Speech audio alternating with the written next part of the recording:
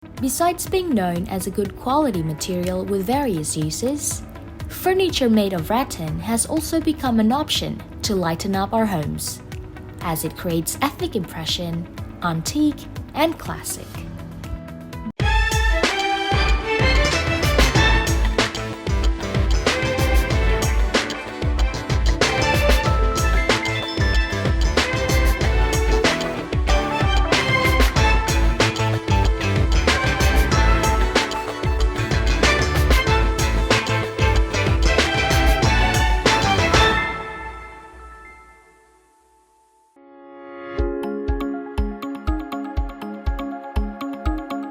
Jadi bisnis itu adalah sesuatu yang sangat penuh tanggung jawab. Berbeda dengan kuliah, berbeda dengan kalian berorganisasi. Kalau kalian kuliah, apa sih resiko terburuknya? Paling keluar ya. Kalau bisnis, resiko terburuknya bisa kalian terlilit hutang, misalkan kalian terlilit hutang, masuk penjara. Jadi ini adalah sesuatu yang sangat penuh tanggung jawab. Kalian harus siap kehilangan semua jam tidur kalian kehilangan waktu bermain kalian, yaitu karena memang kita tanggung jawabnya sangat banyak gitu loh. Tanggung jawab pegawai kita, tanggung jawab dengan kita sendiri gitu, seperti itu sih.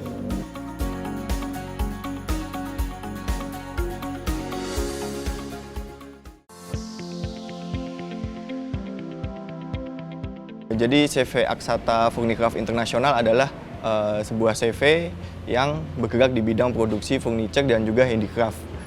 Kita fokusnya di bidang ekspornya. Jadi Aksata ini diambil dari bahasa Sanskerta yang artinya tidak terputus. Itu kebetulan karena saya membangun company ini setelah saya putus. Jadi saya bikin nama tidak terputus. Di lain sisi saya pengen orderannya tidak terputus, seperti itu. Kebetulan saya itu kuliah jurusan Perikanan dan Kelautan. One day saya ikut PKL dan itu di Jepara. Nah di Jepara itu kalau sore saya suka keliling-keliling naik motor dan saya sampai lihat suatu desa. Itu mereka membuat ribuan kursi dengan jenis yang sama di satu desa. Terus saya mikir berarti pasar ekspor ini sangat besar ya. Sampai satu desa buat ribuan kursi non-stop dengan bentuk yang sama, apalagi dengan bentuk yang berbeda-beda, seperti itu. Kita menjual furniture, handicraft, mulai dari bahan rotan, mainly-nya rotan, main bisnisnya. Cuman kita ada rotan, kerajinan kulit, kayu, jati, aluminium, sintetis, banyak sih. Yang saya sangat senangi dari bisnis ini ya karena bisnis ini lebih humanis. Humanis dalam artian saya lebih banyak berinteraksi dengan orang-orang, saya lebih banyak bercerita dari banyak sudut pandang, seperti itu sih. Bertemu dengan pengrajin di pedesaan, itu saya suka sebenarnya.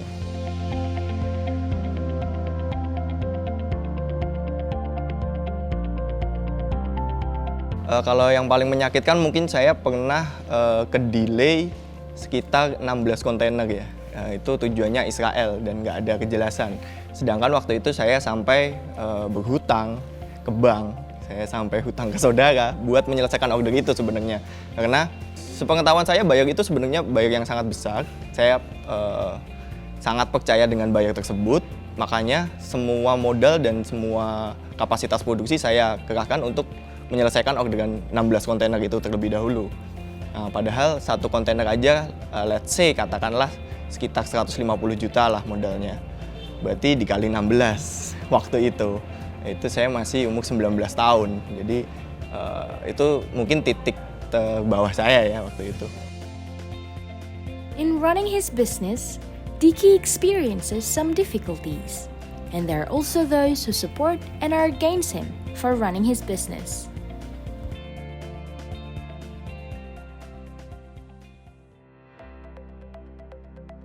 Kalau yang sangat mendukung, tentunya ayah saya sangat mendukung.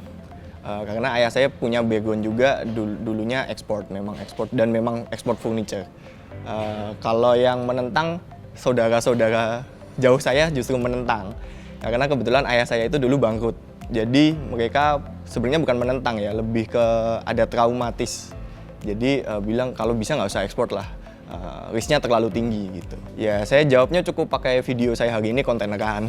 Saya hari ini kontaineran seminggu 4 kali ya. Saya rasa itu udah cukup gitu buat sekarang. Nah yang aneh adalah bisnis ekspor ini tidak tersentuh pandemi, maksudnya tidak terdampak dan terdampaknya malah positif. Justru permintaan semakin banyak karena buyer-buyer saya ini kan mereka juga jual lagi ya di sana ya. Dan mereka itu punya online shop yang sangat besar dan kapasitas orderannya malah meningkat waktu pandemi karena orang bingung mau ngapain di rumah gitu. Saya itu ekspor ke Dubai, Israel, Amerika, ke Rusia. Tapi saya main buyer saya ada di Israel.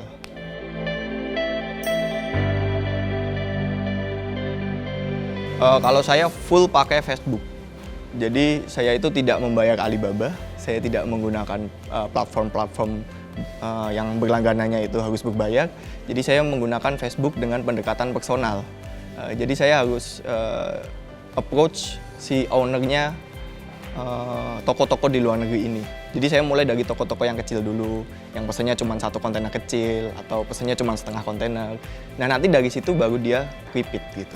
Jadi saya nggak pernah capek buat bikin sampel karena nantinya akan order dengan kuantiti yang besar dari sampel tersebut. Dulu buyer pertama saya itu buyer yang sangat besar sekali company-nya di Australia dan dia sangat percaya sama saya. Cuman, nah jadi waktu itu 1 kontainernya dia itu nilainya sekitar 30.000 USD. Cuman karena saya masih kebingungan dengan urusan produksi, jadi barangnya jelek waktu itu. Padahal orangnya sangat profesional, sangat baik, sangat ramah. Saya sampai sekarang masih menyesal karena akhirnya saya putus kerjasama dengan dia. Bukan karena nilainya ya, karena secara personal tuh saya sudah menjanjikan banyak hal, dia sudah berekspektasi akan janji saya, tapi tidak terjadi gitu. Jadi yang saya ingat-ingat sekarang itu sih. The experience gained from various customers makes his rattan business getting better day by day.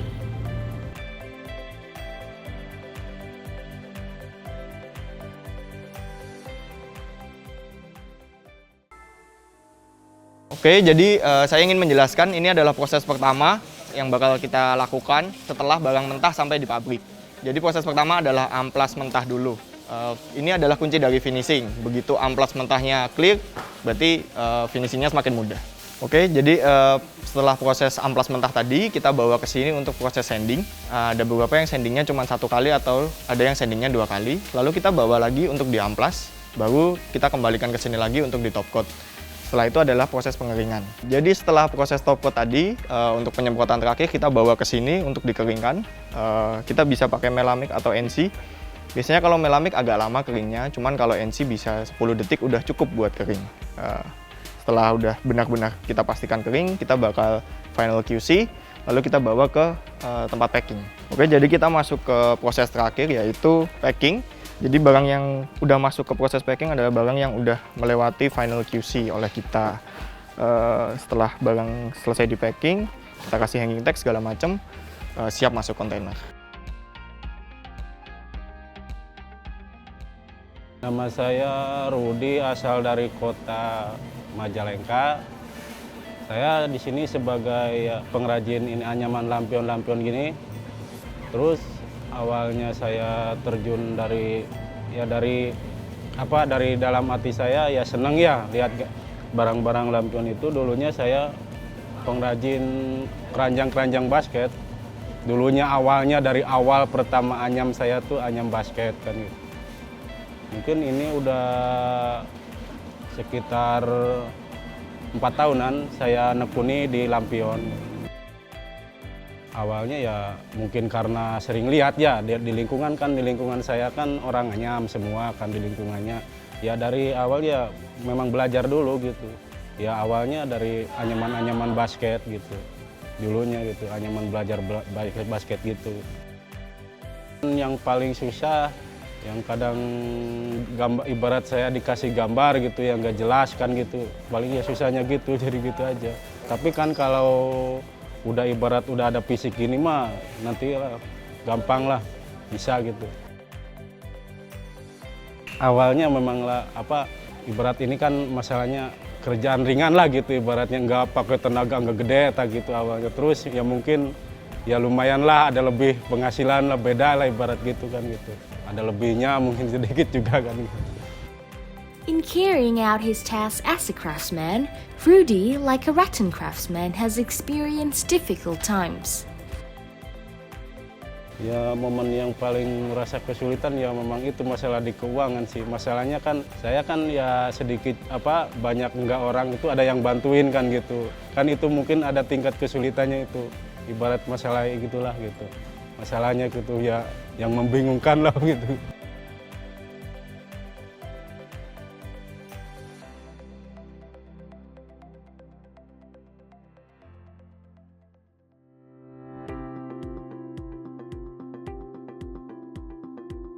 Sebenarnya karyawan terbagi ya, ada yang memang bulanan dan juga ada yang harian.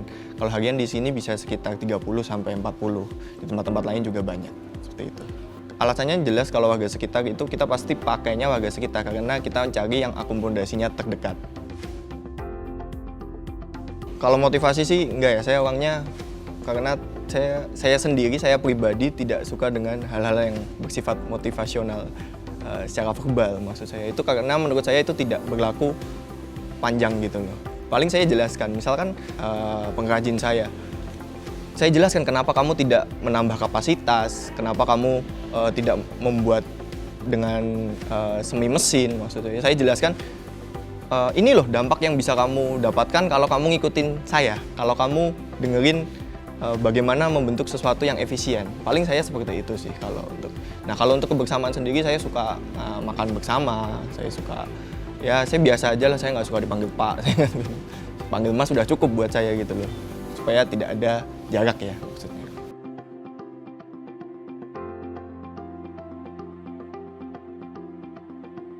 Nama saya Vinda Dwi Widyaningsih. Saya di sini bagiannya admin ekspor udah selama 2 tahun kurang lebih lah. Job desk saya itu bikin invoice, packing list, certificate of origin, pokoknya yang berkaitan dengan ekspor. Aksata itu ekspornya ke Dubai, Israel, USA sama Australia. Awal mulanya sih hampir kurang lebih 2 tahun ya. Ya biasa aja sih orang nyari kerja terus diterima sebagai admin gitu. Ini juga aku baru, maksudnya kan bagian admin ekspor tuh baru. Sebelumnya juga kerja di furnitur tapi bagiannya ada MHRD. Jadi itu bertolak belakang banget lah gitu, jauh banget. Jadi sambil belajar, sama-sama belajar gitu. Oh banyak pengalamannya, apalagi kan admin ekspor kan banyak tantangannya ya. Kayak misalkan kalau misalkan staffing, ada barang yang tertinggal atau kontainernya ada bermasalah, jadi kan closingnya nggak tepat waktu gitu kan, jadi kita kan kena cas kayak gitu-gitu. Itu sih yang paling menariknya sih. Oh nyaman, baik, teman-temannya juga saling support, jadi nggak ada yang saling menjatuhkan. Jadi yang namanya teman kan adalah selisih paham tapi bisa diselesaikan. Saling bantu job desk-nya gitu, kalau misalkan ada yang tertinggal atau misalkan belum bikin apa terus diingetin, terus disupport pokoknya. Kalau super sedih mah nggak ada ya, tapi banyak tantangannya kalau di dunia furnitur tuh, banyak tantangannya. Apalagi bagian lapangan sekaligus dengan dokumen itu banyak banget. Jadi walaupun capek, pusing, tapi kita kembali lagi, namanya bekerja kan harus dijalani dengan ikhlas tuh. Jadi ya tetap semangat aja. Kerja di Aksata tuh nggak terlalu ribet sih soalnya kan, jadi sama-sama mengerti aja. Jadi walaupun kita kerjaan banyak tapi kita bisa sambil musikan, terus sambil bercanda-bercandaan, jadi walaupun kerja banyak tapi kita nggak stres. Harapan saya buat Aksata, semoga Aksata tuh semakin berkembang menjadi perusahaan yang bonafit, semakin maju gitu. Pokoknya intinya mas semakin maju semakin berkembang.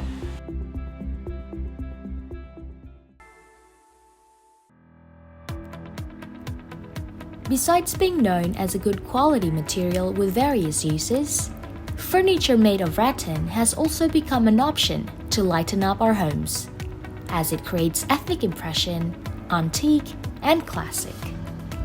Before having and purchasing rattan furniture, it's better to know the difference, the advantages, and how to take care for the 2 types of rattan.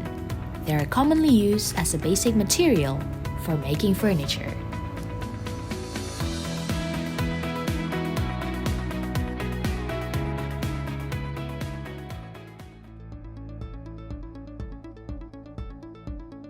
Jadi cara memilih produk rotan yang baik adalah dengan melihat warnanya terlebih dahulu. Misalkan kita beli warna natural, jadi ada rotan itu namanya bluestin. Bluestin itu ada warna hitam karena jamur di rotan. Nah itu bisa kita pilih itu dari situ. Apakah rotan ini grade AB atau BC, itu bisa dilihat dari warna naturalnya. Nah kalau tidak, kalau warnanya kita membeli yang warna solid, maksudnya seperti warna hitam solid atau putih solid, kita kan nggak bisa tuh lihat apakah rotan ini ada hitamnya atau enggak. Itu kita bisa lihat dari cracking di kulitnya. Jadi apakah kulitnya ini udah mengelupas atau apakah udah bubuk, itu bisa kita lihat dari situ. Tips dari saya supaya rotan itu awet adalah dengan cara kita sering-sering ngelap rotan itu. Jadi rotan itu nggak boleh lembab. Ya, kita juga harus tahu nih rotan ini itu buat outdoor atau buat indoor dulu. Kalau buat indoor jangan sampai kena matahari sama sekali. Buat semi outdoor pun nggak boleh gitu.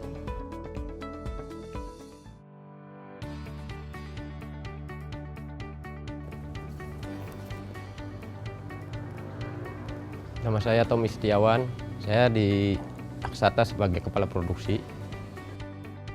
Tugas saya di Aksata making, ngepok, terus servis kalau yang ada patah-patah gitu. Ya caranya dipantau terus dari subkonnya Pak, nantinya biar nggak terlalu banyak servisan, jadi itu sama-sama kerjasama gitu. Ya harapan pribadi sih rotan lebih maju lagi aja. With his rattan business that has been running well up to today, Diki is still aiming to export everything else, from raw materials to finished goods.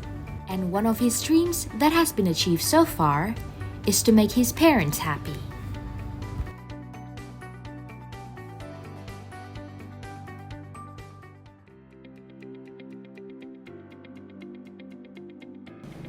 Kalau saya mungkin pencapaiannya ya dari jumlah kontainer ya, kita udah sekitar 80 kontainer udah keluar dari pabrik kita. Terus buyer kita juga sudah menyatakan kontrak dengan kita sepanjang 5 tahun, per bulan sekian kontainer. Itu sih menurut saya pencapaian saya. Yang sudah dicapai jelas ekspor, karena saya itu sangat menginginkan ekspor dulu. Bahkan kontainer pertama saya itu rugi, tapi tetap saya ambil karena saya pengen ekspor. Dan mimpi saya yang masih banyak ya tentunya saya nggak cuma pengen ekspor furniture, saya pengen ekspor semua sumber daya alam. Maksudnya bahan mentah, bahan setengah jadi, bahan sudah jadi. Saya pengen dari Sabang sampai Merauke saya pengen menggali lagi apa sih yang Indonesia punya gitu. Yang paling saya impi-impikan itu ketika orang tua saya minta sesuatu, saya bisa langsung iyain. Itu yang paling saya sampai sekarang, oh ternyata bisa kayak gini. Ya simpel-simpel aja, kayak kemarin mami minta microwave, itu bisa saya langsung kasih. Ya seperti itu aja sih, barang-barang kayak gitu. Sebenarnya gini ya, ini 50-50 juga sih sebenarnya. Ya saya sering di akhir pekan juga masih banyak kerjaan, juga masih memikirkan kenapa kok bisa kayak gini gitu loh. Kenapa kok saya tidak bisa punya waktu luang. Itu berarti sistem saya masih salah. Manajemen saya masih salah. Nah, saya nggak pengen mikir tentang masa muda saya, tentang waktu main-main. Karena waktu main-main ini nantinya akan saya dapatkan kalau manajemen ini udah bisa saya tinggal. Saya bisa ekspor yang lain, saya bisa kemana-mana. Dan tetap menjaga kualitas di sini, gitu sih. Saya pegangannya itu sih. Hal yang paling saya rindukan itu dulu saya sering banget ke pantai. Bisa seminggu itu 3 kali, 3 hari dalam seminggu itu saya bisa di pantai. Dan itu memang karena saya enjoy gitu. Nah sekarang ini nggak bisa saya tinggal sama sekali. Jadi itu yang saya rindu sih.